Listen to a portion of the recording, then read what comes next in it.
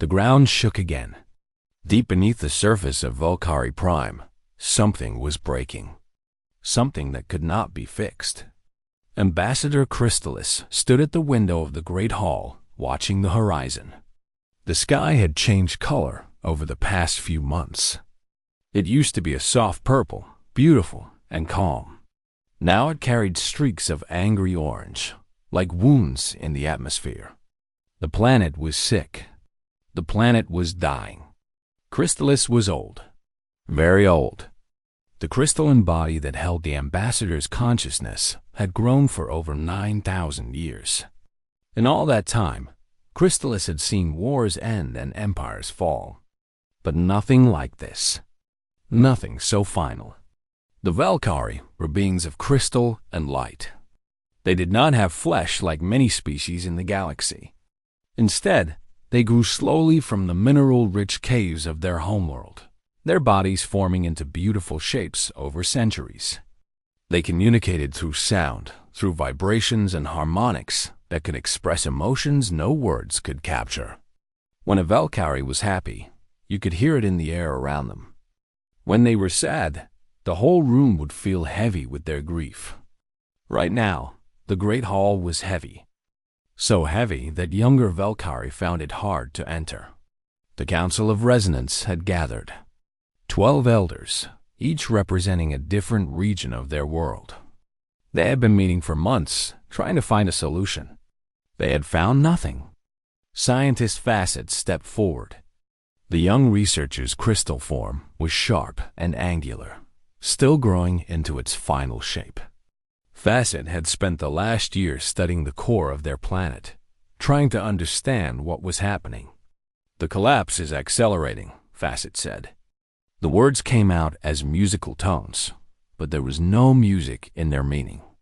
"The core has become unstable. We do not know why. Our best calculations say we have 40 cycles before the planet breaks apart. Maybe less.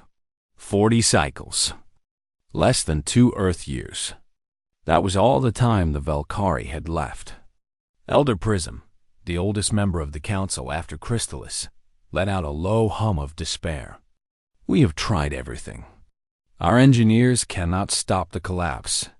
Our ships are too few and too slow to evacuate everyone. We have sent messages to every civilization we know.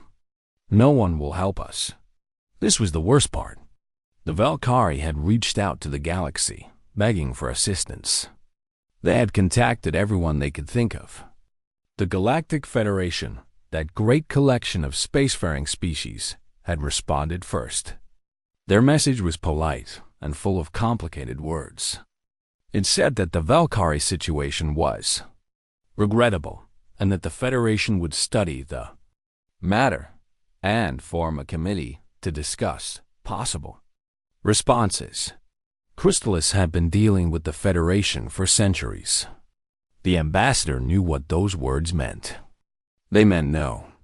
The Omnary Empire had been more direct. They would help, they said, but only if the Valkyrie agreed to become a protectorate of the Empire. Crystallis knew what that meant too.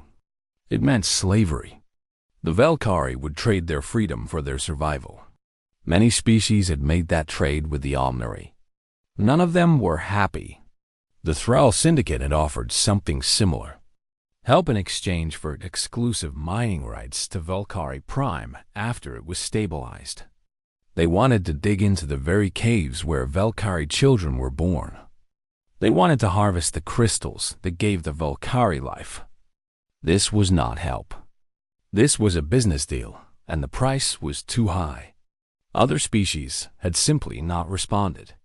The galaxy was vast, and the Valkyrie were small. Why should anyone care about one dying world? Crystallis turned away from the window and faced the council. "We have tried the powerful. We have tried the wealthy. We have tried those who claim to be wise and just. None of them will save us. Perhaps it is time to try something different." The council waited. When Crystallis spoke, others listened. "There is one species we have not contacted," the ambassador continued. "They are young. They have only recently discovered how to leave their own world. By galactic standards, they are primitive, violent, chaotic. They fight among themselves constantly. They destroy their own planet even as they live on it.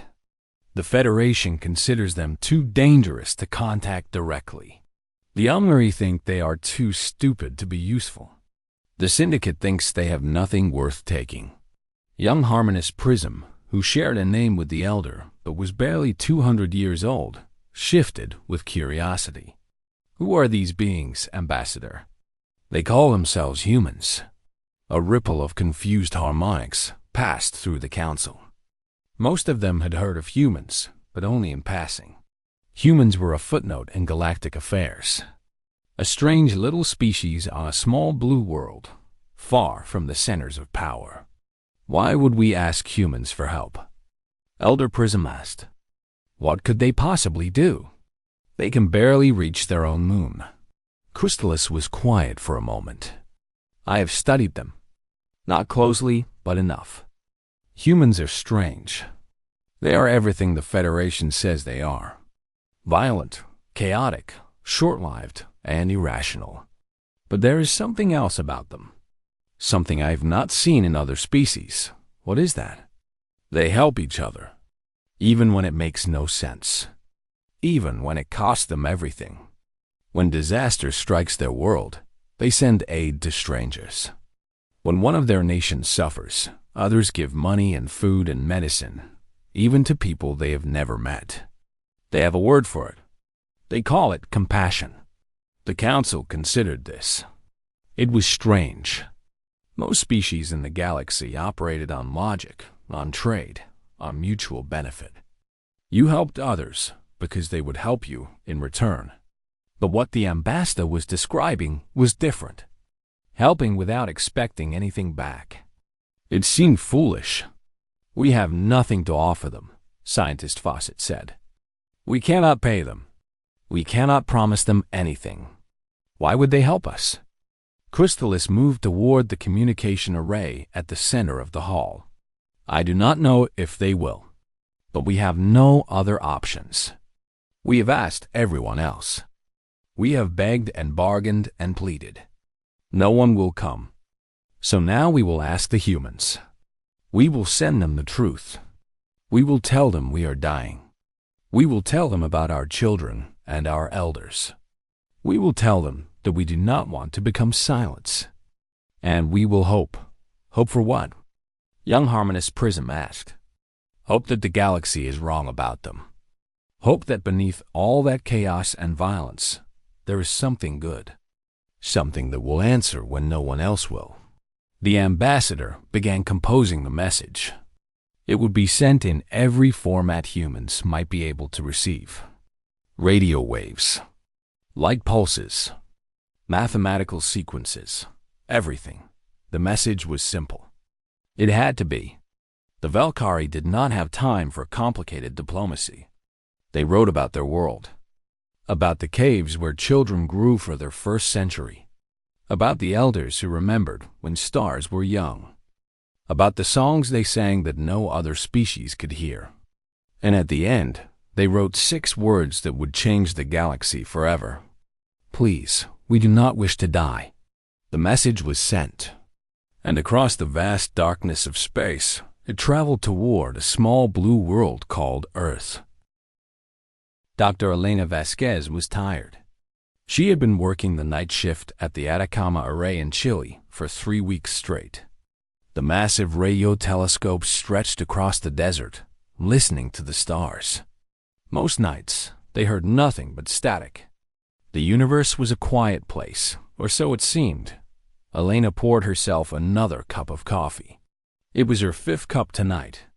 She was starting to think she should switch to tea. Her hand shook slightly as she brought the cup to her lips. Too much caffeine. Not enough sleep. She glanced at her monitors. Same as always. Background radiation. Distant pulsars. The echo of the Big Bang still humming through space after billions of years. Nothing new. Nothing interesting. Then everything changed. The monitors lit up like Christmas trees. Every screen, every sensor, every instrument in the array started screaming with data. Elena dropped her coffee. The cup shattered on the floor, but she did not notice. She was staring at the screens with her mouth open. The signal was strong. Impossibly strong.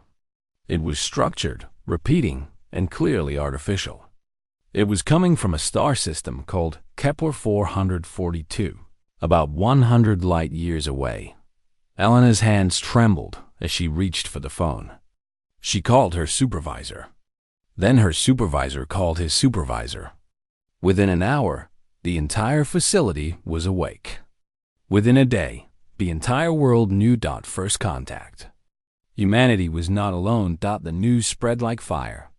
Every television channel, every website, every social media platform was talking about the signal. People gathered in the streets, looking up at the sky. Some were excited. Some were scared. Everyone was asking the same question. What did it mean? Governments scrambled to respond. The United Nations called an emergency meeting. Scientists from every country worked together for the first time in decades. Linguists, mathematicians, physicists, and cryptographers all focused on one task: understanding the message. It took 3 weeks. The aliens had been clever. They had sent their message in multiple formats, using mathematical patterns as a foundation. Mathematics was universal.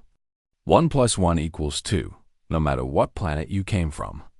From there, the scientists slowly built a translation. When they finally understood the message, the room fell silent. Elena was there when they read it aloud for the first time. She would never forget the moment. We are the Valkyrie. We are dying. Our world will end. We have asked all others. None will help. You are our final hope. We do not know if you can save us. We only know that no one else will try. The message continued. It spoke of crystal beings who grew over centuries. It spoke of children who sang in frequencies humans could not hear. It spoke of elders who remembered when stars were young. It spoke of a whole civilization facing death. We do not wish to become silence. If you receive this, and if you have any mercy in your hearts, please, attached to the message were coordinates, technical data about the planetary core collapse, and detailed information about other civilizations in the galaxy. The Valkyrie were sharing everything they knew. They were hiding nothing. They were desperate. The world went quiet. Then the world exploded into action. Arguments started immediately. Some people said humanity should stay out of it. The Valkyrie were far away. Their problems were not our problems. Earth had enough difficulties without trying to save an alien species. Others disagreed. They said that this was humanity's chance to prove itself. A chance to show that humans were more than the violent, selfish creatures they often seemed to be. A chance to do something good. Politicians debated in grand halls. Citizens argued in coffee shops. Families fought at dinner tables. Everyone had an opinion. Everyone wanted to be heard. But while the world argued, something else was happening. Something quieter. Something powerful. Engineers started working. They did not wait for permission. They did not wait for governments to decide. They simply started. At NASA, a team began studying the technical data about the core collapse. At the European Space Agency, scientists started designing possible solutions. In China, India, Japan, and Russia, researchers shared information freely, ignoring old rivalries. A teenager in Mumbai named Priya posted a video online. She had an idea about using nuclear explosions to stabilize a planetary core. It was rough, unpolished, and she admitted she might be completely wrong. But within hours, physicists at CERN were looking at her calculations. Within days, they had refined her theory into something workable. Private companies joined the effort. Aerospace corporations that had competed for decades suddenly started cooperating. One billionaire, known for his plans to colonize Mars, announced that he was redirecting his entire budget to the Valkyrie rescue mission. Reporters asked him why. His answer was simple. "Mars will still be there," he said. "These people will not." Money poured in from everywhere.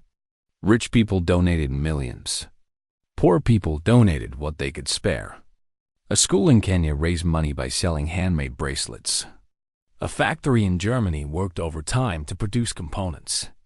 A grandmother in Brazil knitted sweaters and sold them to buy supplies, but no one asked them to do this. No one forced them. They did it because they wanted to help. The Galactic Federation noticed. They were not pleased. A formal message arrived from the Federation. It was written in the same polite language they always used, but the meaning was clear. Humanity was not authorized to conduct interstellar operations. Humans lacked the proper permits, the approved technology, and the diplomatic standing to interfere in galactic affairs. The Valkyrie situation was under review. Humans should wait for the Federation's decision. The message was read aloud at the United Nations. The delegates looked at each other. Then they voted. The response to the Federation was drafted by a committee representing 193 nations. It was formal, diplomatic, and carefully worded. It basically said, "Thank you for your concern, but we have decided to help anyway." The unofficial response, which spread across human social media within minutes, was less diplomatic. People posted memes, angry messages, and creative insults directed at the Federation. One phrase trended worldwide: "We're coming anyway." Construction began on the rescue fleet. It would not be elegant. It would not be safe. By galactic standards, it would be primitive and ridiculous. The ships would be held together by determination and welding, pushed beyond their limits by engines that were never designed for interstellar travel. But they would fly. And they would carry humanity's answer to the Valkyrie. Elena Vasquez volunteered to go. So did thousands of others. Engineers, doctors, scientists, soldiers, and ordinary people all wanted to be part of the mission. There were not enough ships for everyone. They would have to choose carefully. As the fleet took shape, Elena looked up at the stars. Somewhere out there, crystal beings were waiting. They had sent a message into the darkness, hoping someone would answer. Someone had. High Observer Nexus watched the human broadcasts with growing confusion. The aliens sat in a comfortable chair aboard the Federation observation station, surrounded by screens showing Earth's media. Nexus had studied many species over the years. None of them had ever been this strange. The humans were arguing, publicly, on screens that anyone in the galaxy could watch. They shouted at each other in their governing halls. They wrote angry messages on their primitive communication networks. They seemed completely unable to agree on anything. Nexus had expected this. The Federation's files on humanity described them as chaotic, divided, and incapable of unified action. This was why they had never been considered a serious species. They could not even agree among themselves. How could they ever hope to help anyone else? But as Nexus watched, something curious happened. While the humans argued about whether to help the Valkyrie, they were already building ships. While their politicians debated, their engineers were working. While their media talked endlessly about the controversy, their factories were producing components. It made no sense. In the Federation, nothing happened until everyone agreed. That was how civilized species operated. You discussed, you debated, you reached consensus, and then you acted. Humans seemed to skip several of those steps. "They are fools," Nexus said to the junior observers. "Look at them. They cannot even agree on their own planet's climate policies. How will they save another world?" The junior observers nodded in agreement. They were smart and well-educated. They knew how the galaxy worked. None of them understood what they were seeing. On Earth, the chaos continued. But within that chaos, there was a pattern. Different groups of humans focused on different problems. While some argued about politics, others designed engines. While some worried about money, others raised funds. While some questioned whether the mission was possible, others found ways to make it possible. It was not efficient by galactic standards. It was messy, wasteful, and confusing. But it was fast. Incredibly fast. Captain Sarah Chun was chosen to lead the mission. She was a veteran astronaut with experience in deep space operations. She was also known for her calm under pressure. When reporters asked her if she was scared, she gave a small smile. "Of course I am scared," she said. "We all are. We are going farther than any human has ever gone. We are trying to save a species we have never met. We might fail. We might die. But if we do not try, those people will definitely die. So we will try." Her words spread across the world. People who had never cared about space exploration suddenly felt invested in the mission. Sarah Chun became a hero before she even left Earth. The fleet took shape over months of frantic work. Engineers worked 20-hour shifts. Scientists slept in their laboratories. Factory workers pushed their machines to the limit. There were accidents. There were setbacks. A rocket engine exploded during testing, killing 3 engineers. The project nearly stopped. It did not stop. The fallen engineers were honored. Their families were cared for. And then the work continued, because the Valkyrie were still dying and time was running out. The Galactic Federation sent more warnings. They were stronger now, almost threatening. Humanity was violating interstellar law, they said. There would be consequences.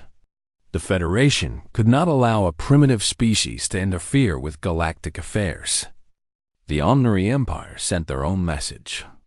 They offered to assist humanity in exchange for certain considerations. Everyone knew what that meant. The offer was politely refused. The Thrall Syndicate simply watched. They were already calculating how to profit from whatever happened next. But humanity pressed on. The fleet was ready in 11 months. 11 months from first contact to launch. The Federation had predicted it would take humans at least a decade to develop interstellar capability. They were wrong. The ships were not beautiful. They looked like they had been built in a hurry, because they had been. Metal plates were welded at odd angles.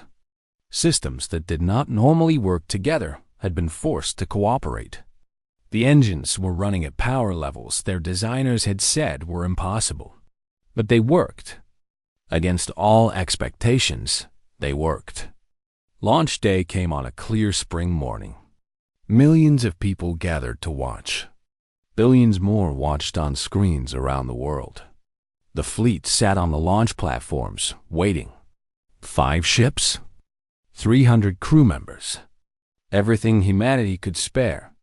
Captain Chun stood at the command console of the lead ship, the Hope. She looked at her crew.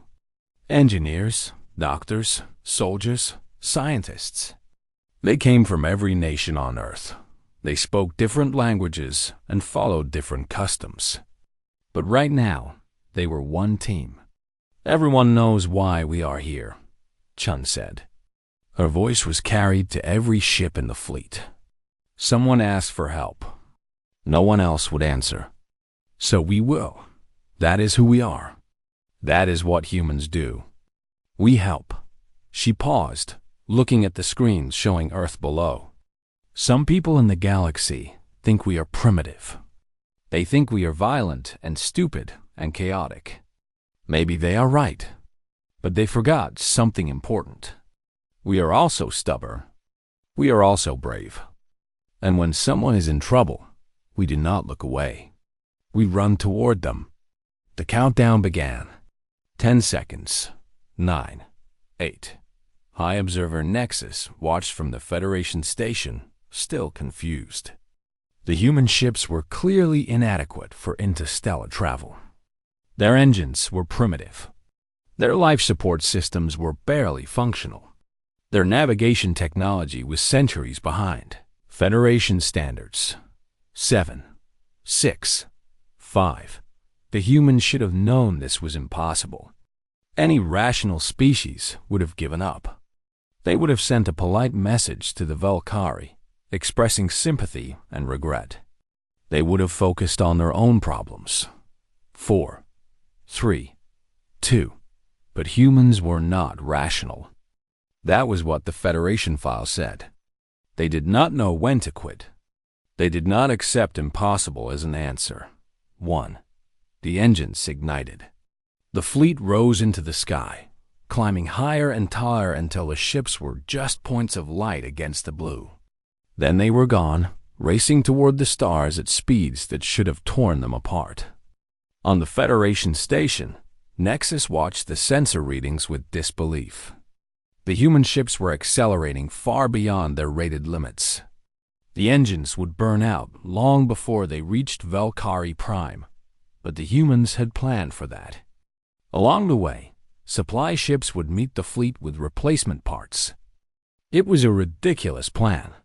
No civilized species would attempt it. Too many things could go wrong. Nexus turned to the junior observers. "Mark this day," the High Observer said. "Either we are watching a historic moment, or we are watching a very expensive funeral. I am not sure which." The junior observers nodded. They were all thinking the same thing. What kind of species sends everything they have to save strangers they have never met? The answer was flying through space at that very moment, pushing engines past their breaking point, held together by welding and determination. The answer was human. Ambassador Crystallis felt the vibration first. It was faint, barely noticeable, like a distant bell ringing in the deep. The planet's core shifted again, and somewhere in the northern continent, a mountain cracked open. More refugees were streaming toward the southern cities, where the ground was still stable. For now, that young harmonious prism entered the ambassador's chamber. The young Valkyrie's crystal form was trembling with something unusual. Not fear, something else. Something that had not been felt on Valkyrie Prime for a very long time. "Ambassador," Prism said, the words coming out in rapid harmonic pulses. "Our sensors have detected ships. They are approaching from the direction of the Sol system." Crystallis turned slowly. The ambassador's old crystal body did not move quickly anymore. "Ships? Federation observers?" "No. The signal patterns are different, primitive, inefficient, but they are moving very fast." Prism paused. "We think they are human." Crystallis was silent for a long moment. The message had been sent over a year ago. The ambassador had never truly expected an answer. Certainly not this soon. Humans had barely reached their own moon a few decades ago. How could they cross interstellar space so quickly? "Show me," Crystallis said. The viewing screens came alive with data. 5 ships, arranged in formation, decelerating hard as they approached Valkyrie Prime. The ships looked strange. Ugly, even, by galactic standards. Metal plates patched together at odd angles. Scorch marks on the hulls from engines that had clearly been pushed too hard.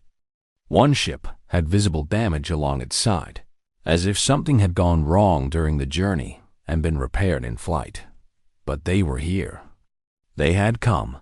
The communication array crackled with an incoming transmission. A human voice, translated by the Valkyrie's linguistic systems. "This is Captain Sarah Chun of the Earth vessel Hope, leading the United Earth Rescue Fleet. We received your message. We are here to help. Please respond." Crystallis moved to the transmitter, ancient crystal hands shaking. "This is Ambassador Crystallis of the Valkyrie Collective. We hear you, Captain Chun. We did not expect anyone to come." There was a pause. Then the human voice returned, softer now. We almost did not make it. We had to rebuild 2 engines during the journey. We lost some people to accidents. But we are here now. Tell us what you need. The Volcari had prepared extensive data about their situation. Scientist Facet had spent months documenting every aspect of the core collapse. But hearing those words, "Tell us what you need," Chrysalis found it difficult to speak. For so long, the Volcari had begged and pleaded with species who did not care. Now these strange, primitive creatures had crossed the stars, just to ask how they could help. The human fleet entered orbit around Volcari Prime, Eye Observer Nexus, and a delegation from the Galactic Federation arrived shortly after, officially to observe, but clearly to interfere. Nexus requested a meeting with both the humans and the Volcari. Captain Chun agreed, though she made it clear that the meeting would not stop the rescue mission. The meeting took place on the surface, in the Great Hall, where Chrysalis had first proposed contacting the humans. Federation representatives stood on one side, their forms perfect and dignified. The human delegation stood on the other side, looking tired and slightly battered from their long journey. They had not slept properly in months. "This intervention is unauthorized," Nexus announced. "The humans have no standing in galactic affairs. Any technology they deploy here could destabilize the region. We must insist," Captain Chun interrupted. Her voice was calm but firm. "With respect, High Observer, we did not come here to argue. We came here to work. While we are talking, their planet is dying. So if you will excuse us, we have a job to do." She turned to the Volcari scientists. "Show us the problem." The Federation delegation was stunned. No species spoke to them like that.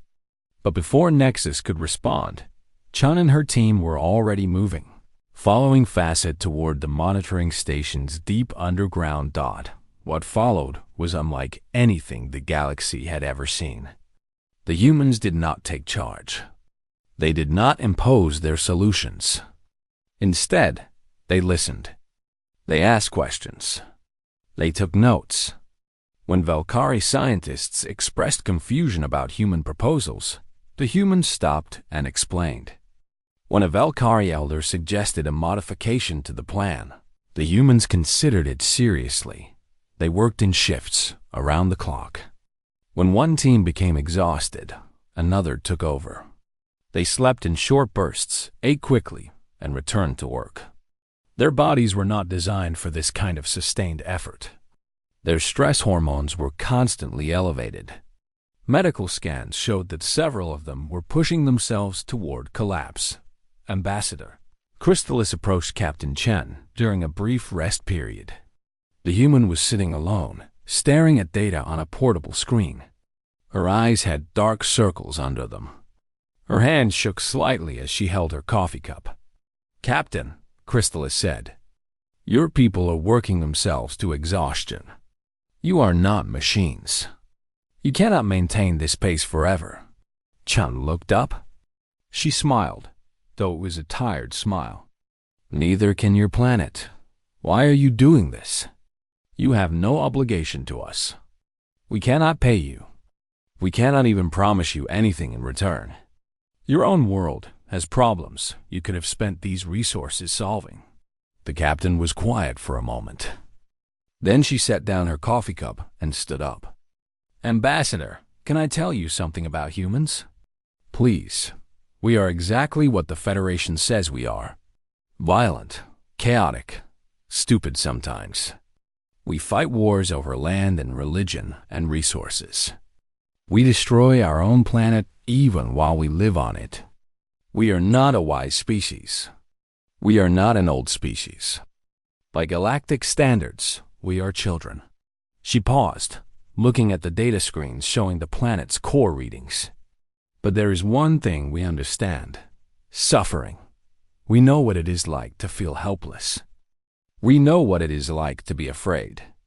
And we know that sometimes the only thing that keeps you going is knowing that someone, somewhere, gives a damn about whether you live or die. Chun turned to face the ambassador directly. You sent a message into the darkness. You told us about your children who sing in frequencies we cannot hear. You told us about your elders who remember when stars were young. And you asked if we had any mercy in our hearts. Her voice was steady now, despite her exhaustion. The answer is yes. We do. And as long as we have strength in our bodies, we will use it to help you. The work continued. Human engineers deployed nuclear charges in precise locations deep underground. Gravitational anchors, improvised from asteroid mining equipment, were placed at key points around the planet. A harmonics array was built in 3 days, designed to synchronize with the planet's natural vibrations and counteract the core instability. It was ugly. It was dangerous. Several attempts failed completely. At one point, an explosion killed 2 human engineers and 3 Valkyrie technicians. Chun ordered a brief memorial service, and then the teams went back to work. The Federation observers watched in silence. They had expected the humans to fail quickly. Instead, they kept trying. Every setback was followed by a new approach. Every failure taught them something new. They were learning faster than any species Nexus had ever observed. On the 15th day, something extraordinary happened. The harmonics array activated. The nuclear charges fired in sequence. The gravitational anchors engaged. And slowly, impossibly, the planet's core began to stabilize. It was not perfect. The damage was extensive, and Valkyrie Prime would carry scars for millennia. But the collapse was stopping. The planet would survive. Young Harmonious Prism stood in the Great Hall, watching the sensor readings with tears flowing down crystal cheeks. The Valkyrie did not cry like humans did, but they had their own way of expressing overwhelming emotion. Children who sang in frequencies humans could not hear would continue to sing. Elders who remembered when stars were young would continue to remember. The Valkyrie would not become silence after all. The celebration lasted for 3 days. Valkyrie from every region gathered in the great cities, singing in harmonics that had not been heard for generations. The songs were old, older than memory, passed down from the earliest days of their civilization. Songs of survival, songs of gratitude, songs of hope reborn. The human fleet remained in orbit during the celebration. They had been invited to join, but most of them were too tired. They slept in shifts, finally allowing their bodies to rest after months of constant work. Doctors moved between them, treating injuries that had been ignored during the mission. Several crew members had pushed themselves so hard that they would need months of recovery. 3 humans had not survived the mission. Their names were Chun Wei, Maria Santos, and James Kowalski. They had died in the explosion during the stabilization work. Their bodies had been brought back to the ships, preserved for the journey home. The Valkyrie had offered to build a memorial on their world, a permanent reminder of those who had given everything. Captain Sarah Chun accepted the offer. It seemed right that some part of humanity would remain here, on the world they had helped save. High Observer Nexus and the Federation delegation prepared to leave. They had watched everything, recorded everything, and still did not understand what they had witnessed. The humans had broken every rule of rational behavior. They had risked their lives, spent their resources, and sacrificed their people for strangers who could offer nothing in return. Before departing, Nexus requested a final meeting with both Captain Chen and Ambassador Crystallis. The meeting took place in the Great Hall, where the whole adventure had begun with a desperate message sent into the darkness. "I must admit confusion," Nexus said. The High Observer's voice was different now, less arrogant than before. "The Federation has studied many species over thousands of years. We have models for how civilizations behave. Humans do not fit any of our models." Chum stood with her arms crossed, looking tired but satisfied. Is that a complaint? It is an observation. We predicted you would fail. We predicted you would give up when the work became difficult. We predicted that your natural divisions would tear your mission apart.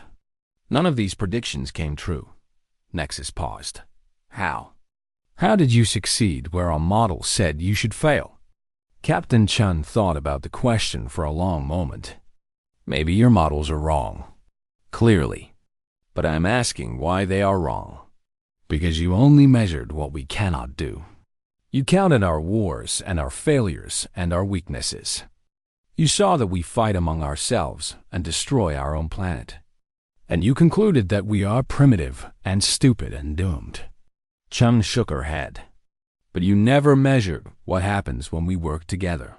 You never counted the hospitals we build, the disasters we respond to, the strangers we help without expecting anything back. She walked toward the window, looking out at the purple sky of Valkyrie Prime. The orange streaks were fading now, the atmosphere slowly healing. Humans are not great despite our chaos.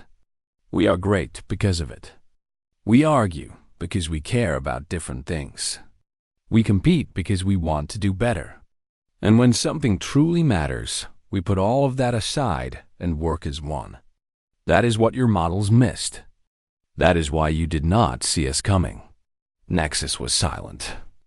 The High Observer had no response. Ambassador Crystallis stepped forward. The ancient Valkyrie had been quiet during most of the meeting, watching the exchange with deep interest. Now Crystallis spoke, the harmonic tones carrying weight that the translator struggled to convey. High Observer, the Federation left us to die. The Omnary offered slavery. The Syndicate offered exploitation. Every powerful civilization in the galaxy looked at our suffering and calculated whether helping us would benefit them. The answer was always no. Crystallis moved toward Captain Chun, standing beside the human with obvious respect. The humans did not calculate. They heard our cry and they came. Not because it was logical. Not because it served their interests. They came because we were in pain, and they could not stand to do nothing. The ambassador's harmonic shifted, becoming stronger. The Federation calls that primitive. I call it beautiful. The meeting ended. Nexus and the Federation delegation departed without further comment. There would be reports filed, committees formed, and lengthy discussions about what the humans had done. But nothing would change. The Federation moved slowly, bound by rules and procedures that had been in place for millennia. The humans prepared to leave as well. Their mission was complete. Their ships were damaged and low on supplies. They needed to go home. But before they left, Ambassador Crystallis had one final request. The ambassador asked to broadcast a message across the galaxy. The Valkyrie had a right to do this. Their communication technology could reach every major civilization within 1,000 light years. It was a privilege they had rarely used. Now, standing in the great hall surrounded by the human crew and Valkyrie elders, Crystallis activated the transmission array. This message is for all who listen, all who watch the stars, all who wonder if anyone cares about their suffering. The ambassador's voice carried across space, translated into thousands of languages. We are the Valkyrie. Our world was dying. We sent messages to every civilization we knew, begging for help. The powerful ignored us. The wealthy demanded payment we could not give. The wise told us our fate was inevitable. Crystallis paused, letting the words sink in. Then we sent a message to a species called humans. They are small. They are young. They live on a single planet far from the centers of galactic power. By the standards of the galaxy, they are nobody. Another pause. They came anyway. The transmission showed images of the human fleet arriving, of the rescue work, of the moment when the planet was saved. Crystallis continued. They did not ask what we could offer. They did not demand payment or tribute. They came because we were in pain and they could not stand to do nothing. They lost lives saving us. They spent resources they needed for their own world. They defied the Federation and risked everything. The ambassador's harmonics reached a crescendo. To all who are lost, to all who have been forgotten, to all who the galaxy has deemed unworthy of saving, remember the humans. Remember their name. They are chaotic and strange and sometimes foolish. But when we were dying and no one else would answer, they came. The final words echoed across the stars. And if you are ever desperate enough to send one last message, if you ever find yourself with no other option, send it to a human. They will answer. I have seen it with my own eyes. The transmission ended. Silence fell over the great hall. Captain Chun stepped forward, facing Ambassador Crystallis. The human's eyes were wet. Humans leaked water when they felt strong emotions. It was strange, but the Valkyrie found it touching. Thank you, Chun said softly. But we did not do this for recognition. I know, Crystallis replied. That is exactly why you deserve it. The human fleet departed the next day. They left behind a memorial to their fallen crew members, a gift of technology to help monitor the planet's core, and a promise to return someday. The journey home would take months. Many of the crew would need medical care when they arrived. But as the ships accelerated toward Earth, they carried something more valuable than any technology. They carried proof that humanity mattered, not because of power or wealth or ancient history, but because when someone asked for help, humans answered. High Observer Nexus watched the human fleet disappear into the darkness. The Federation had dismissed them as primitive. The Omnary had dismissed them as weak. The Syndicate had dismissed them as worthless. They had all been wrong. Somewhere in the galaxy, on worlds that had never heard of Earth, receivers were recording the Valkyria's message. Species that had given up hope were listening. Civilizations that had been abandoned were paying attention. The humans had done more than save one planet. They had changed something fundamental about the galaxy. They had proved that compassion was not weakness, that helping strangers was not foolishness, that sometimes the smallest voices were the ones that mattered most. And in the darkness between stars, where forgotten species struggled to survive, a new hope was spreading. If you are ever desperate enough, the message said, send it to a human. They will answer.